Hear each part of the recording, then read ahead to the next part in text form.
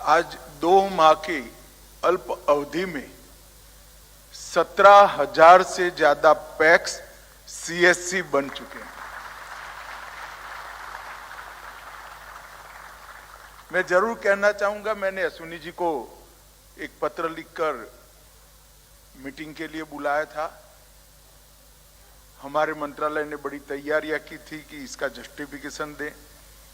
हमारी meeting 4.5 minute में समाप्त हो गई और निर्णय हो गया कि पैक्स अब सीएससी बन पाएंगे। तो मैं अश्विनी जी का बहुत बहुत धन्यवाद करना चाहता हूं। मेरे साथी श्रीमान BN वर्मा जी, राज्य मंत्री सहकारिता विभाग, श्री अलकेश शर्मा, सचिव इलेक्ट्रॉनिक और सूचना प्रौद्योगिकी, ज्ञानेश कुमार जी, सचिव सहकारिता मंत्रालय, श्री संजय कुमार राकेश जी, श्री आलोक अग्रवाल जी, और आज यहां पर उपस्थित सभी सीएससी और पैक्स से जुड़े हुए भाइयों, और लगभग 20,000 पैक्स ऑनलाइन जुड़ चुके हैं और सोशल मीडिया के माध्यम से सारे सीएससी भी जुड़े हुए हैं। ये जुड़े हुए सभी भाइयों को मेरा नमस्कार, प्रणाम। मित्रों, आज मोदी जी के 2 कार्यक्रमों का एक सुभग समन्वय का मणिकंचन योग है। एक, मोदी जी ने डिजिटल इंडिया के माध्यम से गवर्नेंस में से करप्शन को समाप्त कर सुविधाओं को गरीब के घर के दरवाजे तक, डोर स्टेप तक पहुंचाने का जो संकल्प लिया था वो सीएससी, और दूसरा सहकारिता मंत्रालय की रचना कर पैक्स से लेकर एपेक्स तक की पूरी सहकारी यंत्रणा को मजबूत कर ग्रामीण अर्थव्यवस्था और 3 टायर सिटी की अर्थव्यवस्था को मजबूत करने का जो संकल्प है, ये दोनों संकल्प आज इकट्ठा होने जा रहे हैं। और जैसे अश्विनी जी ने बताया, इस क्षेत्र में भी मोदी जी ने बड़ी दूरदर्शिता के साथ सहकारिता मंत्रालय का मार्गदर्शन करा। अगर सहकारिता मंत्रालय को मजबूत बनाना है तो इसकी छोटी सी छोटी इकाई को सबसे पहले मजबूत करना पड़ेगा। इसकी छोटी सी छोटी इकाई पैक्स है। जब तक पैक्स मजबूत नहीं होते, सहकारिता आंदोलन खड़ा ही नहीं हो सकता। इसलिए हमने तय किया कि पैक्स को कंप्यूटराइज कर एक बार पैक्स में पारदर्शिता लाने का प्रयास हो, जवाबदेही सुनिश्चित करने का प्रयास हो, और उसके साथ साथ पैक्स का आधुनिकीकरण कर क्योंकि सरकार की सभी योजनाओं का डिजिटाइज करने का काम समाप्त हो गया है, उसको पैक्स के साथ जोड़ दिया जाए।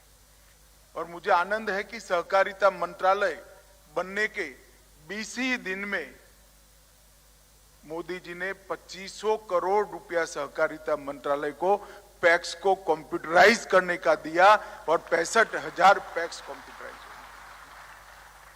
और वहीं से आज जो हम कर रहे हैं, पैक्स को सीएससी बनाने का एक नया कार्यक्रम, वो संभव हो गया है। मिनिमम गवर्नमेंट, मैक्सिमम गवर्नेंस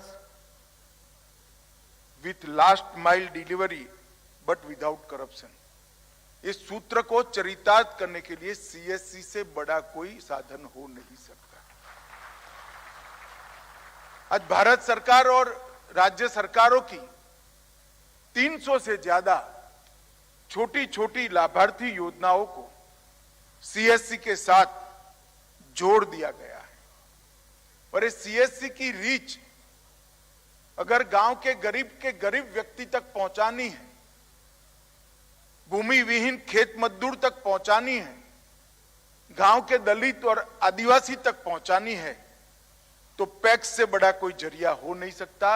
आज पैक्स और सीएससी दोनों एक हो रहे हैं। इससे गरीबों की सुविधाओं में तो बढ़ोतरी होगी ही होगी और ग्रामीण अर्थव्यवस्था को भी नई ऊर्जा और नई ताकत मिलेगी। इसमें ऊर्जा का संचार भी होगा।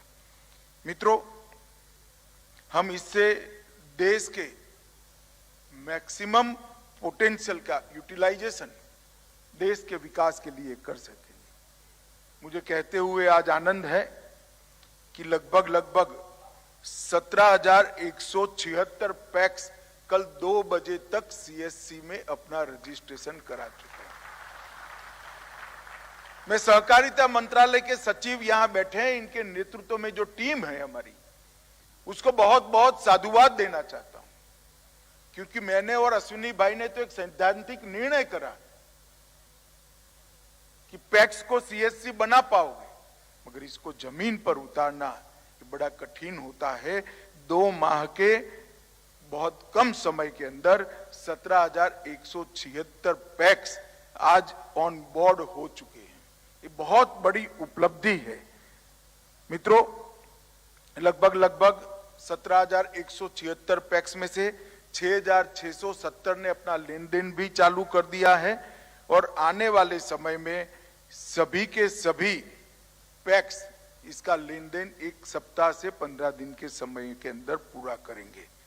लगभग 13-14 हजार ऑपरेटर, एक पैक्स 2 रखेंगे, एक तो उनके पास होता ही था, दूसरा एक रखेंगे, तो 13,000-14 हजार युवाओं को इससे रोजगारी भी मिलेगी। और यह युवा सिर्फ रोजगारी प्राप्त नहीं करेंगे, ग्रामीण अर्थव्यवस्था को भी मजबूत करेंगे और गांव की सुविधाओं को भी मजबूत करेंगे। जब देश की 60 से 65% आबादी गांवों में बसती है, तब सहकार से समृद्धि के मंत्र से हमने ग्रामीण अर्थव्यवस्था को इसमें गति लाने का भी प्रयास करना है और उसको डाइवर्सिफाई करने का भी प्रयास करना है। 9 वर्ष में मोदी सरकार ने 60 करोड़ लोगों के जीवन में मुफ्त राशन, मुफ्त आवास, मुफ्त जल, बिजली, गैस, शौचालय और 5 लाख तक की सारी स्वास्थ्य की सुविधाएं एक पैसे का खर्च करे बगैर देने का काम नरेंद्र मोदी सरकार ने किया है। मैं आज धड़ल्ले से कह सकता हूं, आज हमारे 17,000 पैक्स भी ये सभी सुविधा देने के रजिस्ट्रेशन का और उनको कोई भी तकलीफ हो तो सरकार के संपर्क का जरिया बन जाएंगे और माध्यम बन जाएंगे। मोदी जी ने जो बहुत बड़ा परिवर्तन किया है, इसमें जनधन अकाउंट, आधार कार्ड, मोबाइल और इसके साथ साथ डिजिटल इंडिया मिशन के तहत गांवों और ग्राम पंचायतों को ऑप्टिकल फाइबर का एक जाला फैलाने का बहुत बड़ा काम किया।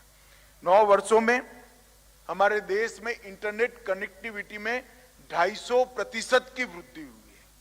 9 वर्ष में इंटरनेट कनेक्टिविटी, इंटरनेट का उपयोग करने वाले लोगों की संख्या में 250% की वृद्धि हुई है।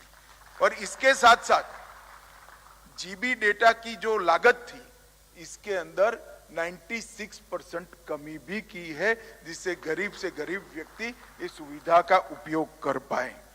मित्रों, आजादी के अमृत महोत्सव के वर्ष में 60 करोड़ भारतीय जो अपने आप को देश के अर्थतंत्र के साथ जोड़ नहीं पाते थे, इनका देश के अर्थतंत्र से स्नान सूतक का संबंध ही नहीं था।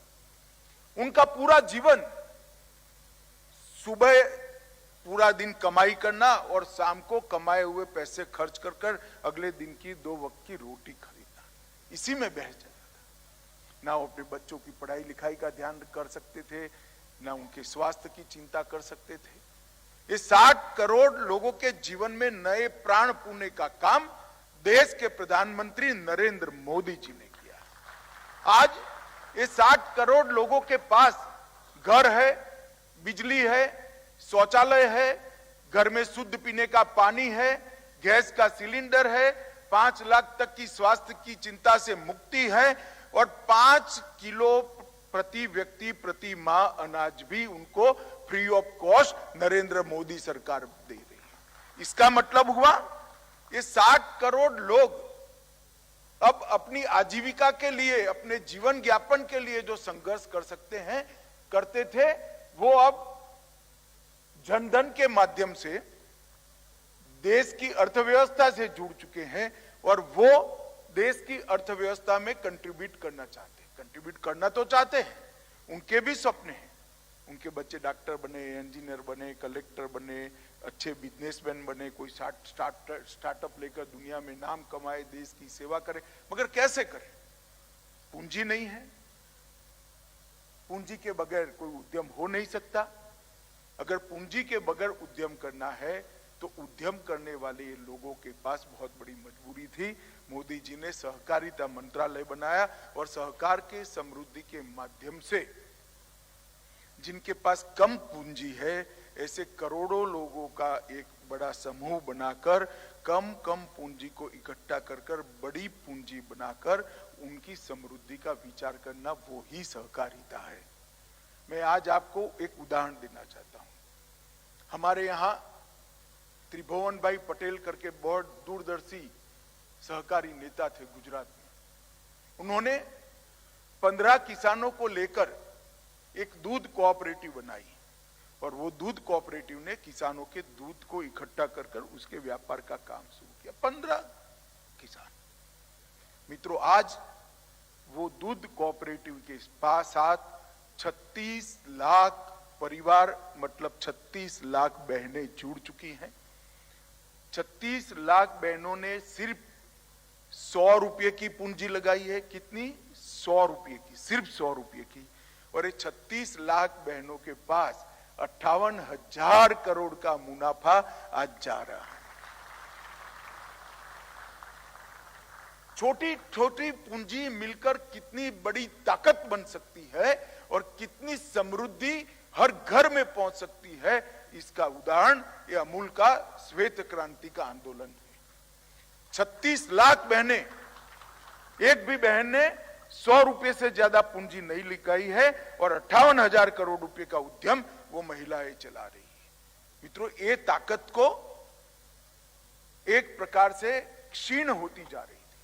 मोदी जी ने नया मंत्रालय बनाया, इसके अंदर प्राण पूर्णे का काम किया और कोऑपरेशन मंत्रालय का ये प्लेटफॉर्म ग्रामीण अर्थव्यवस्था के डाइवर्सिफिकेशन के लिए और ग्रामीण अर्थव्यवस्था को और सुविधाएं पहुंचाने के लिए और ग्रामीण नागरिकों को करप्शन से मुक्त करने के लिए अब सीएससी के माध्यम से भी काम करेगा।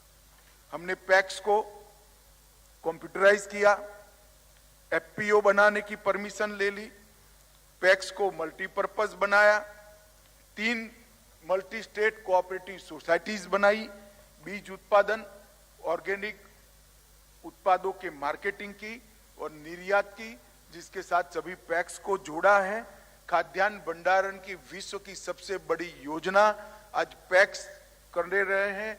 मैं आपको विश्वास दिलाता हूं, आने वाले 5 साल के अंदर खाद्यान्न भंडारण के क्षेत्र में हमारे छोटे छोटे पैक्स देश के 30% खाद्यान्न का भंडारण का काम पैक्स कर।